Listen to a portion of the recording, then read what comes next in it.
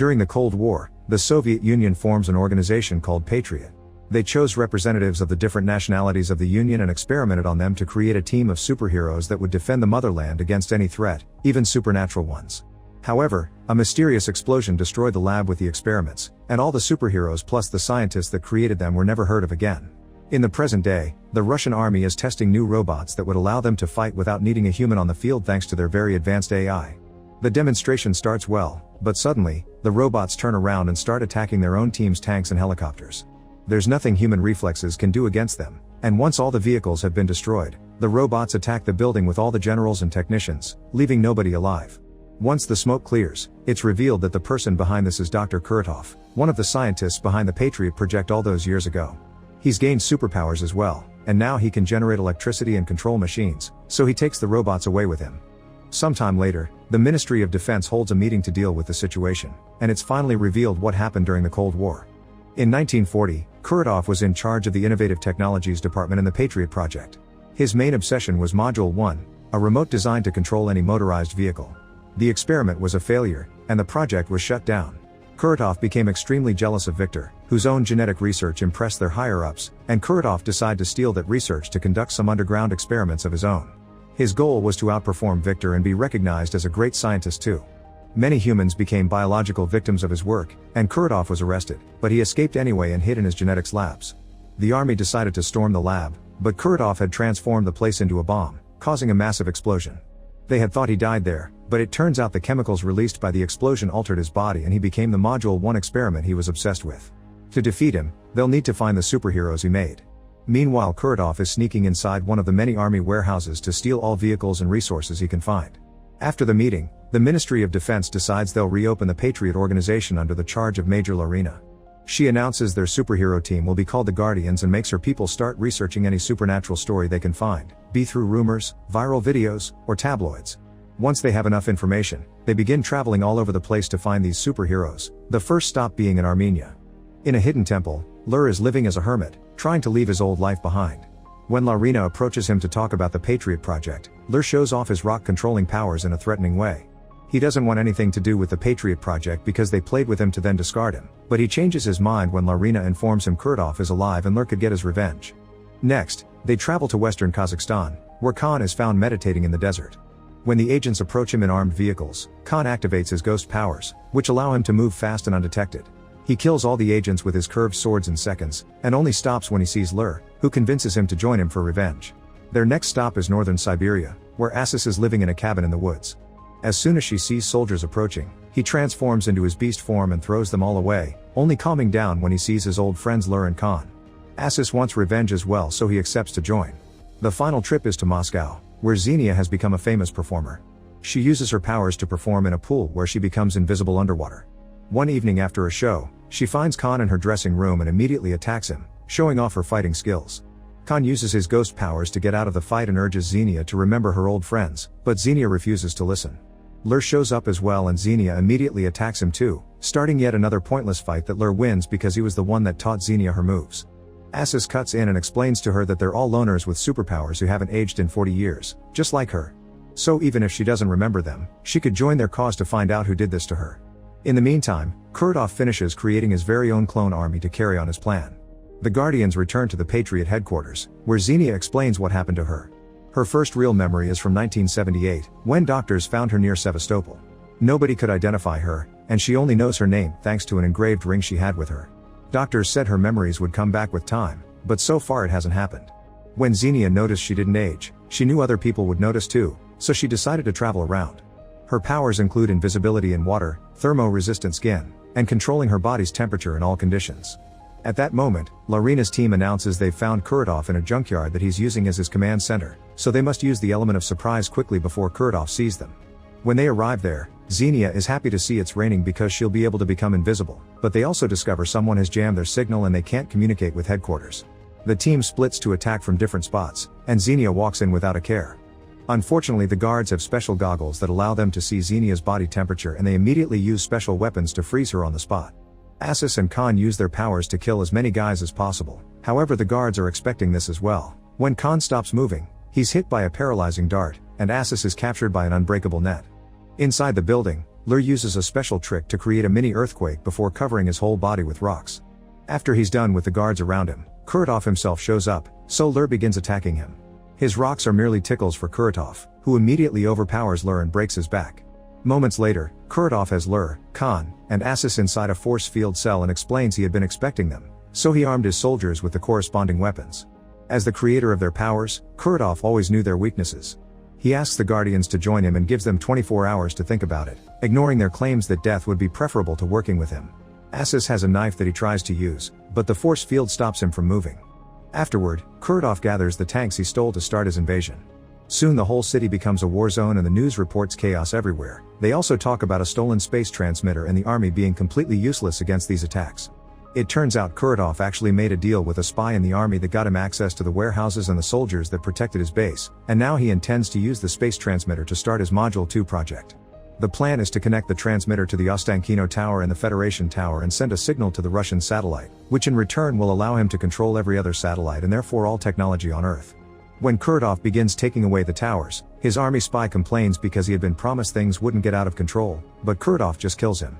Meanwhile, Larina rescues Lur and takes him back to headquarters. While he recovers, Lur tells Laren that when he passed out he had a vision of his daughter that reminded him of all the good time he had with her and his grandchildren. Lur never aged but his kids did, and while his grandchildren left to travel the world, his daughter grew old and Lur had to watch her die. Sometime later, Larina receives a visit from Victor, Kuratov's old lab partner. Everyone thought he was dead, so Victor explains he's been hiding away all these years and only came out because he saw Kuratov on the news and he knew they would need his help to stop him. Victor immediately begins working on healing Lur and gives Larina the location of Kuratov's secret lab to rescue the others. The team quickly sneaks inside the lab, kills all the guards, and frees the Guardians by simply shooting the keypad that kept the force field up. Khan feels so humiliated though that he just leaves the team. While Kuratov continues to move the towers around the city, Larina has a chat with Assis back in headquarters. Assis confesses he's worried about Xenia, who he has been watching over for a long time. After their initial escape during the war, Assis saw Xenia again 8 years ago, but he realized she didn't remember anything and decided to keep his distance. He also worries about his transformations, which are getting wilder each day and make him afraid of possibly getting stuck in the beast form forever. Larina promises they won't let that happen and that Victor probably can find a cure. Speaking of Victor, he's in the secret lab studying Kuratov's clones when he's suddenly found by Kuratov himself. Still mad over the results of their war experiments, Kuratov accuses Victor of betraying him to work alone and swears he'll make the world see who the real genius is. Then he activates the traps in the lab, releasing a poisonous gas that kills Victor. Afterward, Kuratov goes to check on the installation of the space transmitter with the towers to get it started. The activation of this powerful machine causes Patriot's system to finally detect and understand Kuratov's plan. They send a bunch of fighter jets to stop him, but Kuratov simply makes the army robots shoot them, causing the planes to crash all over the city. This is watched by Khan from the top of a building, and Larina approaches him to see what's wrong. Khan confesses he used to have a brother he idolized because of how good he was as a fighter, but with time, Khan realized he became nothing but his brother's shadow and nobody believed in him. He accepted to be Kuratov's guinea pig to become stronger, and when he gained his powers, he challenged his brother to a fight. However, Khan lost control and killed his brother without meaning to. Larina offers her sympathies, but also reminds him the city needs him. Once all the Guardians are back together and well, Larina announces they've made new suits and weapons for them that fit their powers. Assis gets a cannon with a targeting system that connects directly to his nervous system and picks targets based on where his aggression is focused. When he starts to transform into full beast mode, the cannon then switches to fully automatic. Khan's new suit protects him from all kinds of physical damage, including bullets, blades, and tranquilizer darts. On the spinal area they installed a harpoon and reinforced rope. For Lur, they made a suit that gives him access to rocks all the time, and a special whip that transforms his telekinetic ability to control rocks into electromagnetic impulses. Lastly, Xenia gets a suit that allows her to become invisible whenever she chooses, and she can make any object invisible with her by just touching it.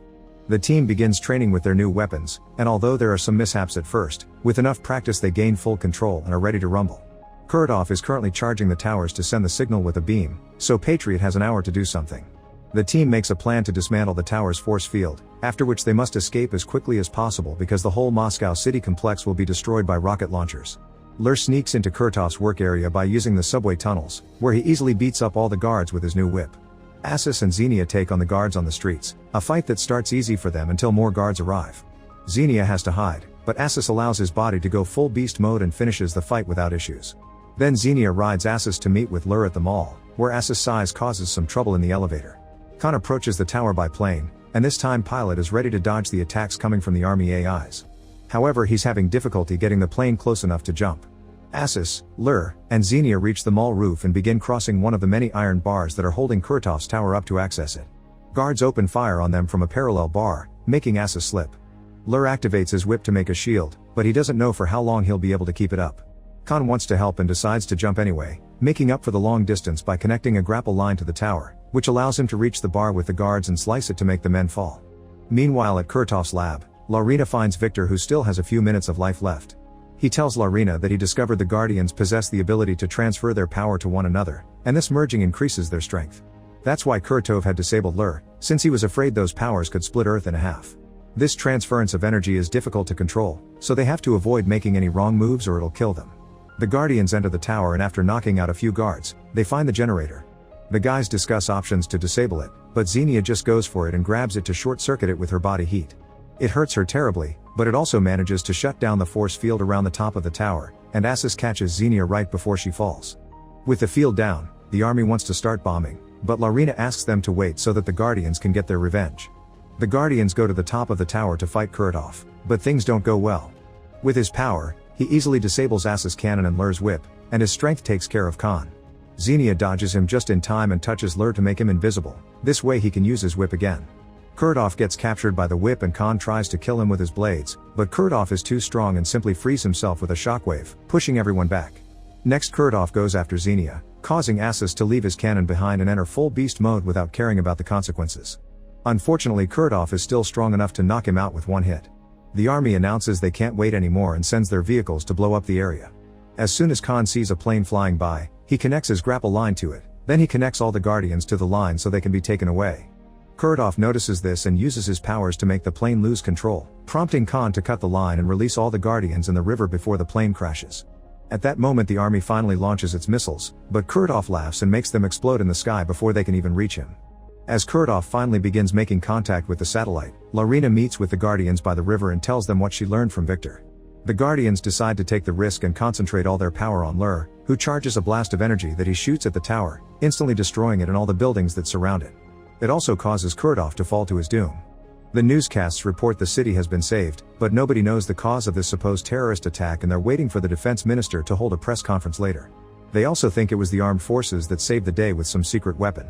Efforts to rebuild are getting started as well. Laurina expresses gratitude towards the Guardians for their help, but the Guardians announce they're going back to their boring lives, especially Xenia, who has remembered the source of her ring. However, they promise they'll come if big trouble happens again. Before they leave, Laurina tells them they found more Guardians. Sometime later in the middle of the night, two men stop a van from which Laurina comes out. She quickly fights them, and once they're under her threat, she makes them confess they were sent by someone named Farum. Hearing this name leaves Laurina worried. Make sure to subscribe and turn on notifications so you can watch more videos like this. Thanks for watching.